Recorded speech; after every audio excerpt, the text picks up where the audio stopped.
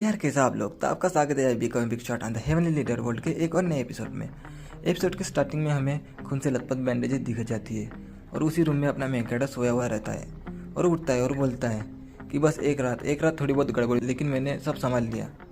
और बोलता है मैं तो लकी था कि इससे पहले मैंने 4-5 वीडियो देख ली इसके बारे में और मैंने पूरी सिचुएशन को हैंडल कर लिया। और वो किसी के नहीं उसी लड़की का इलाज कर रहा था जो कि पिछले एपिसोड में वेंकट को उस मंडे में मिली थी। और वो नींद में मास्टर बोलती है। वेंकट बोलता है ये तो लड़की इतनी घायल है, लेकिन फिर भी ये अपने मास्टर को याद कर रही है, आखिर कौन है इसका मास्टर। पीछे से कोई दरवाज़ा खटखटाता है और बोलता है मास्टर क्या आप जागे हो। वेंकट दरवाज़ा खोल देता है और बोलता है क्या बात है। वो बोलते कोई आपसे मिलने के लिए आया है और बोलता है आखिरकार कौन आया है। और पीछे से ई आ जाती है और बोलती है वेंकट बोलता है मिस सिया आप यहाँ पे फिर से क्या कर रही हो। और बोलती है इनके पर मेरे पापा ने कहा था कि ये तुमको देने के लिए, और वो उसे एक पोटली दे देती है। और वो मेकर बोलता है ये क्या है, और उसे खोलने लगता है। और सिया बोलती है कि इसे अभी मत खोलो, लेकिन वो फिर भी खोल लेता है और उसके अंदर से बहुत सारा सामान बाहर आ जाता है। और बोलता है ये क्या है, ये क्या स्पिरिचुअल पॉकेट है। फिर वो बोलती है कि तुमको इस तरह खोलना नहीं चाहिए, मैंने मना भी किया था कि इसको मत खोलो। और वो लोग वो सामान को अंदर रखने लगते हैं। और मेकर बोलता है ये सब चीज़ें क्या है। और वो बोलते हैं ये सब चीज़ें मेरे पापा की है, और मेरे पापा ने कहा था कि इस वर्ल्ड में बहुत सारे पावरफुल मार्शल आर्टिस्ट छुपे हुए हैं, और उन्होंने मुझे कहा था कि वायरस को ओपन करो क्योंकि वो तुम्हें कुछ अच्छा गिफ्ट देना चाहती थी। और बोलते हैं कि इसमें वायरस, एलेक्जर, मैनुअल वेपन, ये सब चीज़ें जो कि मेरे पापा ने अपने लाइफ लॉन्ग मतलब पूरी लाइफ में कलेक्ट किया था, और उन्होंने कहा था कि ये सब तुम्हें देने के लिए। और बोलते हैं कि हाँ ये स्क्रोल भी तुमको देने के लिए कहा था मेरे पापा ने, और मेरे पापा ने कहा था कि इस युआन टाउन में सबसे बड़ा घर तुम्हारा ही है और तुम्हारे बहुत सारे लोगों से पहचान भी होंगी। और बोलती है कि बहुत सारे डिमोनिक कल के रेमिनेंट्स भाग चुके हैं, अगर तुमको किसी पे शक हो तो तुम आयरन आर्मर सेक को बता देना क्योंकि उसके सर पे बाउंटी भी होती है, अगर वो तुम बताओगे तो शायद से वो बाउंटी तुम्हें भी मिल सकती है।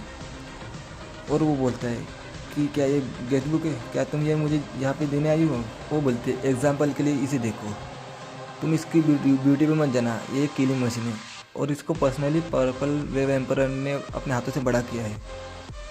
और बोलते हैं कि इसने एक ही रात में 3 स्मॉल शेप को बर्बाद किया था जो कि पर्पल वेव एम्पर के अगेंस्ट खड़े होने की कोशिश कर रहे थे। और यही बोलती है कि हमने सुना था कि ये लड़की युहान टाउन के आसपास भाग चुकी है, और मैं सोच रही थी कि तुम्हें बताने के लिए। और मैंकड़ बोलता है इस लड़की को तो मैंने कहीं ना कहीं देखा है, और याद करने लगता है और उसे याद आ जाता है। और बोलता है ये लड़की तो हाँ ये तो वही लड़की है जो कि मेरे पे गिरी थी। क्या बोलती है क्या बात है, क्या ये डरावनी है। फिर उसको कोई स्मेल आती है और मैंकड़ को स्मेल करने लगती है और बोलती है तुमको चोट लगी है, तुम्हारे इसमें ब्लड का स्मेल क्यों आ रहा है, क्या कोई तुम्हारे यहाँ पे इंजर्ड है। और वो घबरा जाता है बहुत। और वो बोलता है क्या ये लड़की सच में ब्लड को स्मेल कर सकती है। और वो चिया इधर उधर देखने लगती है और बोलती है क्या इसी रूम में कोई है जिसको चोट लगी हुई है। और मैंकड़ उसके सामने आ जाता है और बोलता है कि ये मेरा बेडरूम है, तुम इसके अंदर नहीं आ सकती। और यही बोलती है तुम बहुत फ्रस्ट्रेट लग रहे हो और मैं और क्यूरियस हो गया कि तुम्हारे बेडरूम के अंदर क्या होगा, मुझे जाके देखना पड़ेगा। और वो दरवाज़ा खोल देती है और बोलती है कि हाँ इसी रूम में मुझे ब्लड की स्मेल आ रही है। और मैंकड़ बहुत घबरा जाता है और बोलता है कि डैम इट, ये तो अंदर चलेगी, अभी क्या होगा आगे ये मुझे नहीं पता। क्या वो उसको लेके जाएंगी। फिर वो उसके बेड के पास आ जाती है और बोलती है कि यहाँ पे ब्लड की स्मेल बहुत स्ट्रांग लग रही है मुझे, क्या तुम इंजर्ड हो। और उस कपड़े को देखने लगती है। फिर मैकर बोलता है कि वो चलेगी, यहाँ पे कोई नहीं है, क्या इसने हमें आते हुए सुन लिया था इसलिए वो चली गई क्या। मैकर बोलता है मुझे चोट नहीं लगी है, और मुझे माउंटेन के पास एक बिल्ली मिली थी जिसको भी बहुत चोट लगी थी और मुझको उसके लिए बहुत बुरा फील हो रहा था, इसलिए मैंने उसे अपने साथ यहाँ पे लाया। और किसे पता था कि मैंने उसको मेडिसिन लगाई, सब कुछ लगाया और वो अचानक डिसअपीयर हो जाएंगी। जब मैं उठा तो वो सामने नहीं थी। फिर हमें देखा जाता है वो लड़की बेड के ऊपर छुपी हुई थी। और यही बोलती बिल्ली, लेकिन इस टाउन में तो बिल्ली बहुत कम ही पाई जाती है, ना के बराबर पाई जाती है। शायद से हो सकता है कि वो बिल्ली किसी डिसेबल की होंगी जो कि वानगो पवेलियन का होगा। ये तो बहुत बुरा हुआ वो भाग गई। अगर वो तुम्हारे पास रहती तुम्हारा फेवर वानगो पवेलियन पे हो जाता और वो बहुत वैल्यूएबल होता। मैंकड़ बोलते हैं वानगो पवेलियन। और बोलते हैं हाँ वे भी आने वाले मार्शल आर्ट कॉम्पिटिशन में वानगो पवेलियन भी पार्टिसिपेट करेंगे। और वो लोग सही में कैट्स को बहुत पसंद करते हैं। उनके लिए बिल्लियाँ भगवान जैसी होती है। और बोलती है कि भाई इधर युआंग टाउन ने क्या, युआंग टाउन को भी चूज़ किया गया है और युआंग टाउन में भी कंपटीशन होगा। और मेन कैरेक्टर बहुत गुस्सा होते बोलता है युआंग पवेलियन।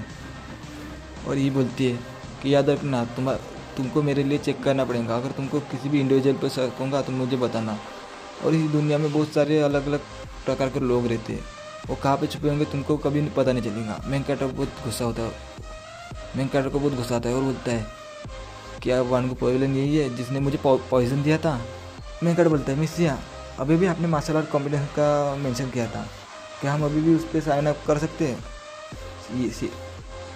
फिर वो बोलती है हाँ ये तो पॉसिबल है, क्या तुम अपनी डिसेबल को रजिस्टर करने की प्लानिंग कर रहे हो? मेकर बोलता है नहीं वो तो अभी छोटी है, वो तो बहुत यंग है, उससे तो पूरा वर्ल्ड देखना है, उसको नहीं करूँगा मैं।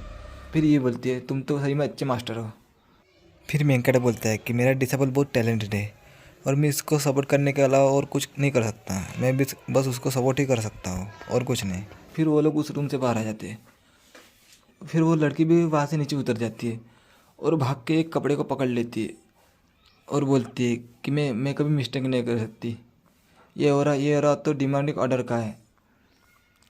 और बोलती है ये तो मेरा मास्टर है और उस कपड़े को सूंघने लगती है।